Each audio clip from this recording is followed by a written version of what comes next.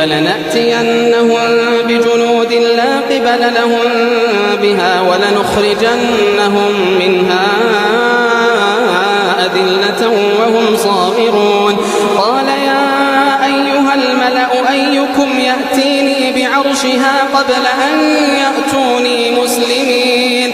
قال عفريت من الجن أنا آتيك به قبل أن تقوم من مقامك وإني عليه لقوي أمين. قال الذي عنده علم من الكتاب أنا آتيك به قبل أن يرتد إليك طرفك فلما رآه مستقرا عنده قال هذا من